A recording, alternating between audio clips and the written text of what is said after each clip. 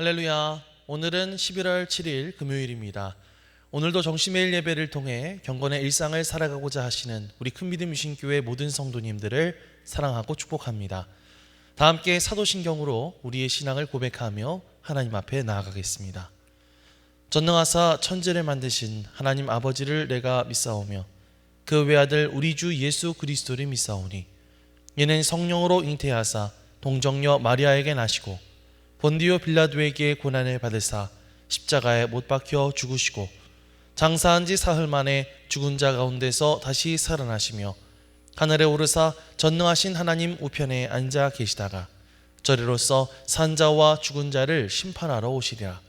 성령을 믿사오며 거룩한 공회와 성도가 서로 교통하는 것과 죄를 사하여 주시는 것과 몸이 다시 사는 것과 영원히 사는 것을 믿사옵나이다. 아멘. 다 함께 찬송가 461장 찬양하시겠습니다.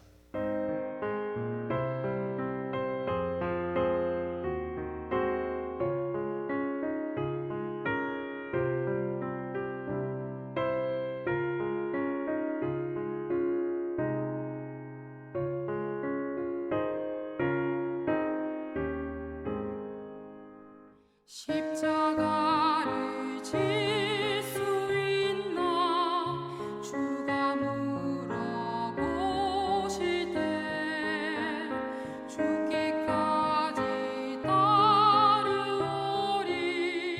성도 대답하였다.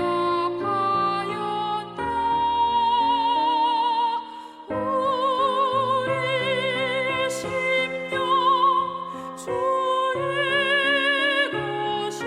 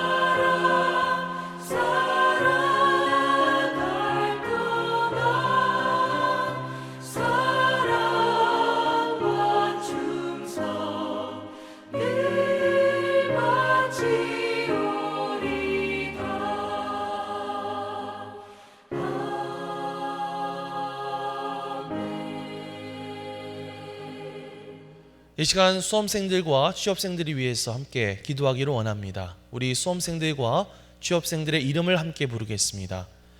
강재민, 고민서, 김규민, 김나연, 김수현, 김하진, 노소정, 박은찬, 안효서, 윤태준, 장예린, 장준영, 전민욱, 박미소. 이 시간 우리가 이들을 위해서 함께 기도하기를 원하는데요. 우리 수험생들과 취업생들이 준비하는 그 모든 순간순간마다 하나님을 의지할 수 있도록, 또한 그들을 뒷바라지하는 그 가정들이 믿음으로 평안을 누릴 수 있도록 우리 수험생들과 취업생들이 하나님께서 예비하신 비전을 가지고 담대히 나아갈 수 있도록 이 시간 이들을 위해서 잠깐 동안 합심해서 기도하며 나가겠습니다. 함께 기도하겠습니다.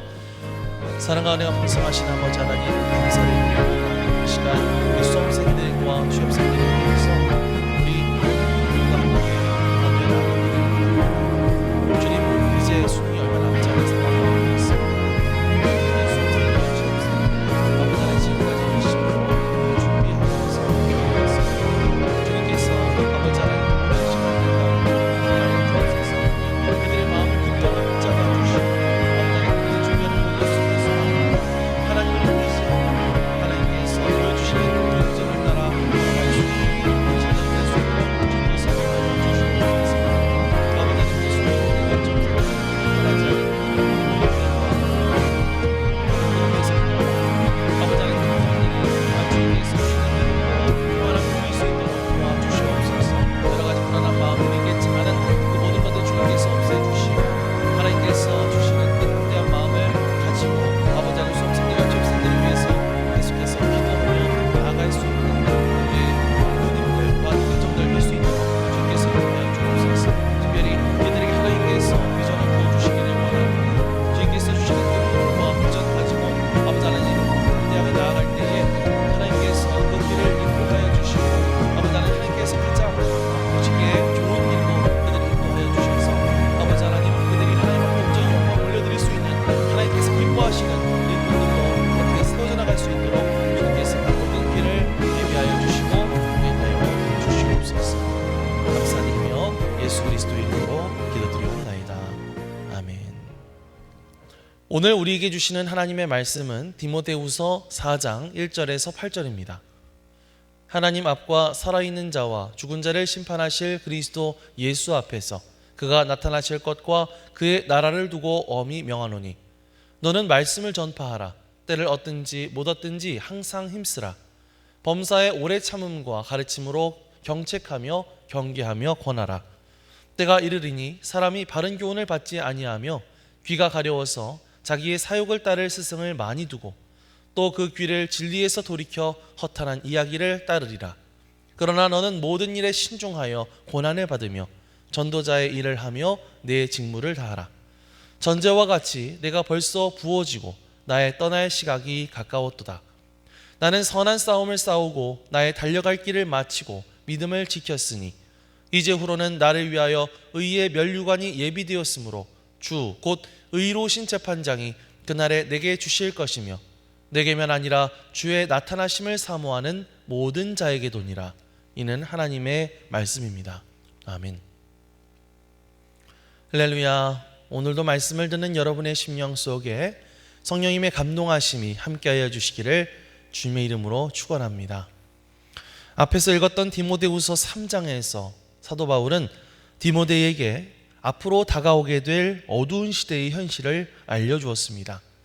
마지막 때가 되면 사람들이 하나님보다 자신을 더 사랑하고 진리보다 감정을 따르며 겉모습의 신앙은 있지만 경건의 능력은 사라지는 그런 시대가 올 것이다 라고 이야기했습니다.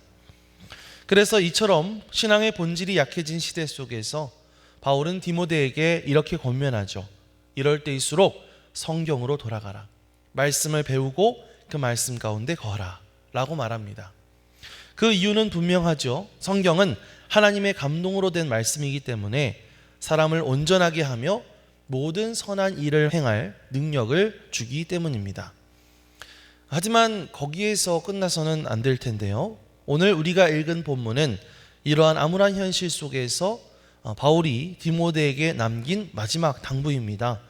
바울은 세상이 어두워질수록 우리의 신앙이 약해질수록 우리가 더욱 예수님의 말씀을 전하고 복음을 전파하며 그 말씀을 지키는 사명이 우리에게 있다고 말하고 있습니다.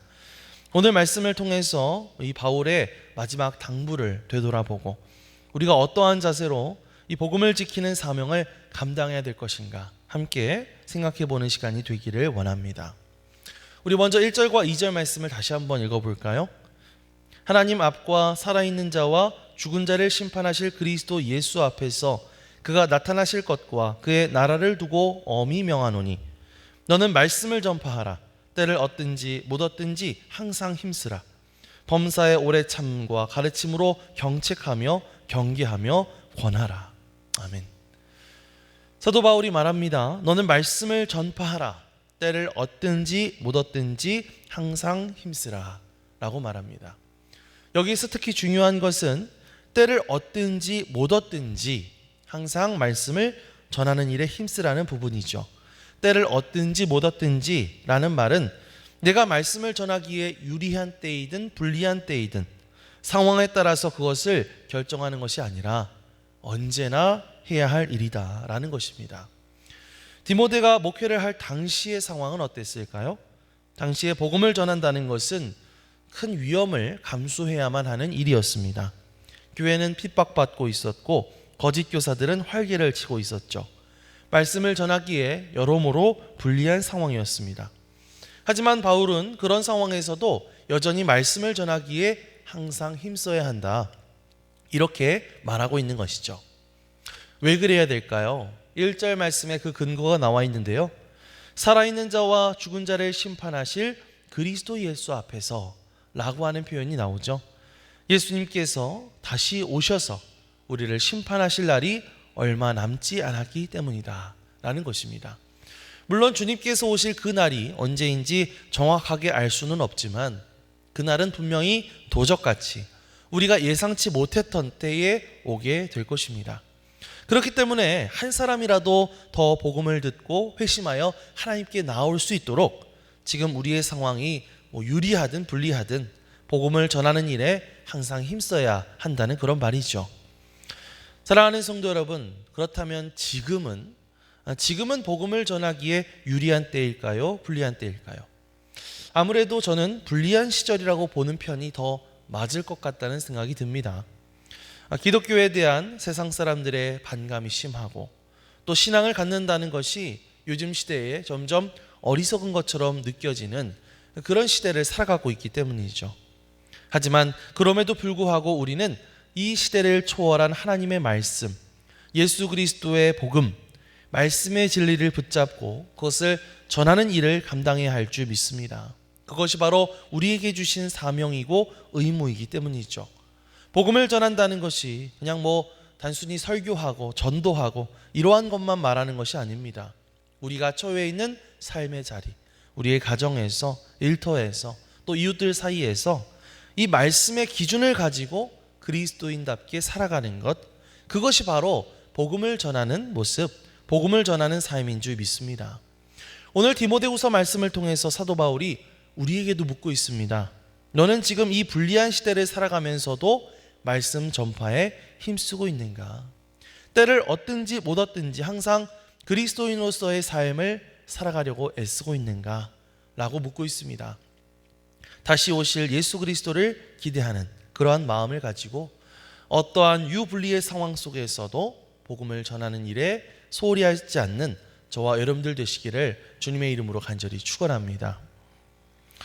그러면서 바울은 이어서 왜 디모데가 그렇게 말씀 전파에 힘써야 하는지 구체적으로 설명하고 있는데요.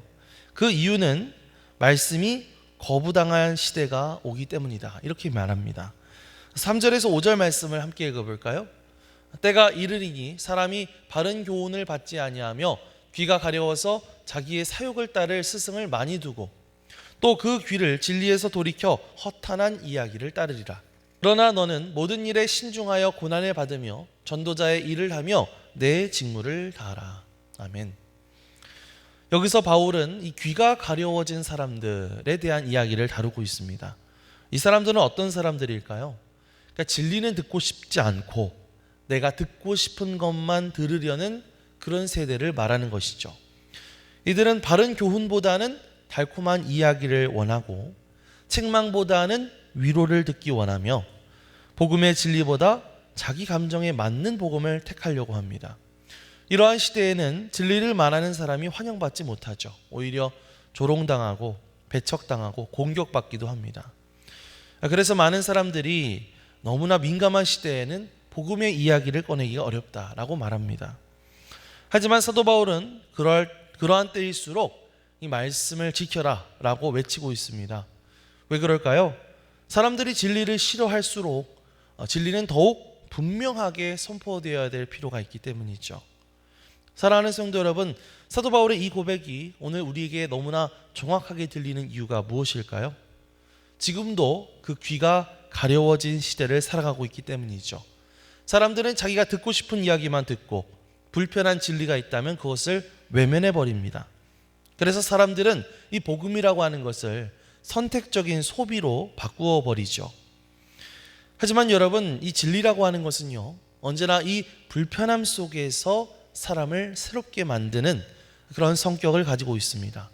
책망을 통해서 때로는 그 죄를 깨닫게 하고 그 방향을 돌이키게 만듭니다. 또 권면을 통해서 그 사람을 다시 일으켜 세우기도 하죠. 그렇기 때문에 오늘날 우리에게 필요한 것은 단순한 자극적인 메시지가 아니라 변함없이 선포되는 그 진리를 붙들 수 있는 용기가 필요한 것 같습니다. 우리가 세상의 눈치를 보면서 말씀을 타협하기 시작할 때 교회의 힘은 점점 약해집니다. 한 사람이라도 그 말씀을 제대로 붙들고 그 말씀대로 살아가기로 결단하게 될 때 하나님은 그 한 사람을 통해서 이 시대를 새롭게 하실 줄 믿습니다. 세상이 귀를 틀어 막을수록 우리의 귀를 활짝 열어서 진리를 듣는 일을 더욱더 힘쓰고 또 그 진리를 용기 있게 선포할 수 있는 저와 여러분들 되시기를 주님의 이름으로 간절히 축원합니다. 디모데에게 이렇게 당부의 말을 남기고 있는 사도 바울은 이제 자신의 마지막이 다가오고 있음을 깨닫습니다. 감옥의 그 차가운 돌바닥 위에서 그가 이렇게 고백하고 있습니다. 6절과 7절 말씀입니다. 전제와 같이 내가 벌써 부어지고 나의 떠날 시각이 가까웠도다. 나는 선한 싸움을 싸우고 나의 달려갈 길을 마치고 믿음을 지켰으니. 자, 여기서 전제라고 하는 것은 무엇일까요? 하나님께 부어드리는 제사 때의 포도주를 말하는 것입니다. 다시 말하면 바울은 자신의 인생 전체를 하나님께 부어드린 제물과 같다, 이렇게 말하고 있는 것이죠. 나는 내 인생을 하나님께 다 쏟아 부어드렸다라고 고백하고 있는 것입니다. 그는 자신이 지금까지 선한 싸움을 싸웠다고 고백하고 있죠. 그 싸움은 세상과의 싸움이 아니라 믿음을 지키기 위한 내면의 싸움이었습니다. 여러 가지 비난도 받고 오해도 받고 핍박도 받는 와중에서도 그는 복음을 부끄러워하지 않았습니다. 그러면서 뭐라고 말합니까? 그는 달려갈 길을 마쳤다라고 고백하고 있죠. 그는 신앙을 단거리 경주가 아니라 긴 길을 달려가는 마라톤처럼 여겼습니다. 출발도 중요하지만 이 마라톤에서 더 중요한 것은 완주를 하는 것이겠죠. 사람들의 평가나 성취에 신경 쓰는 것이 아니라 마지막까지 주님께 순종해서 그 길을 끝까지 달려나가는 것, 그것이 바울의 목표였습니다. 그래서 그는 마지막으로 이렇게 말합니다. 8절입니다. 이제후로는 나를 위하여 의의 면류관이 예비되었으므로 주 곧 의로우신 재판장이 그날에 내게 주실 것이며 내게만 아니라 주의 나타나심을 사모하는 모든 자에게도니라. 아멘. 참 얼마나 위대한 확신인가요? 지금 감옥에 갇혀 있는 처지였지만 사도 바울은 그저 그 끝을 바라보는 사람이 아니라 주님 앞에 나아가게 될, 주님 앞에 다시 시작될 그 날을 바라보는 사람이었다는 것이죠. 그는 의로우신 재판장이신 예수 그리스도를 바라보고 있습니다. 비록 세상에서는 감옥에 갇혀 있고 나중에 처형을 당하게 되지만은 사도 바울은 하늘에서 하나님 앞에 영광스러운 면류관을 받게 될 그날을 사모하며 꿈꾸고 있었습니다. 사도 바울은 이렇게 말합니다. 이것은 내게만 주어지는 것이 아니라 주의 나타나심을 사모하는 모든 자에게 주어지게 될 것이다. 이 영광의 면류관은 사도 바울에게만 주어지는 것이 아니라 사도 바울처럼 예수님을 사모하고 그 마음을 가지고 이 세상을 살아가는 모든 신실한 사람들에게 주어지게 될 상급이라는 것을 말해주고 있는 것이죠. 그렇기 때문에 여러분, 이 신앙의 여정에 있어서 참 중요한 것은 어쩌면 속도보다는 방향성인 것 같습니다. 중간에 우리가 신앙생활 하다가 넘어질 때도 있고 낙심해서 주저앉을 때도 있죠. 하지만 중요한 것은 그럼에도 불구하고 그 방향을 돌이키지 말고 꺾지 말고 포기하지 않고 끝까지 달려가는 일입니다. 여러분, 완벽한 믿음이 중요한 게 아니라 끝까지 지켜내는 믿음이 하나님께서 기뻐하시는 믿음인 줄 믿습니다. 오늘 하루 우리에게 주어진 이 믿음의 여정을 충실하게 달려나갈 수 있었으면 좋겠습니다. 때로는 어려움이 있겠지만은 그럼에도 불구하고 방향을 결코 잃지 않았으면 좋겠습니다. 끝까지 완주에 성공해서 하나님께서 우리에게 예비하신 그 영광의 면류관, 영광의 메달을 꼭 확보할 수 있는 저와 여러분들 되시기를 주님의 이름으로 간절히 축원합니다. 아멘. 기도하겠습니다. 사랑과 은혜가 풍성하신 하나님, 오늘 바울의 고백을 통해서 우리의 사명이 무엇인지를 다시 한번 되돌이켜보게 하심에 감사를 드립니다. 주님, 어떠한 상황 속에서도 복음을 전파하는 이 사명을 끝까지 감당케 하여 주시옵소서. 사람들이 진리를 거부할지라도 끝까지 복음을 지키며 살아가게 하여 주옵소서. 바울처럼 선한 싸움을 싸우고 달려갈 길을 마치며 믿음을 지키는 인생 되게 하여 주옵소서. 마지막 날 주님 앞에 서는 바로 그때 칭찬받고 영광의 면류관을 얻는 자랑스러운 인생 되게 하여 주옵소서. 감사드리며 예수 그리스도의 이름으로 기도드리옵나이다. 아멘. 하늘에 계신 우리 아버지여, 이름이 거룩히 여김을 받으시오며 나라가 임하시오며 뜻이 하늘에서 이루어진 것 같이 땅에서도 이루어지이다.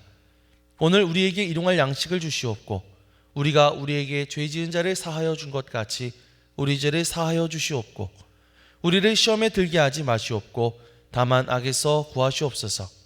나라와 권세와 영광이 아버지께 영원히 있사옵나이다. 아멘.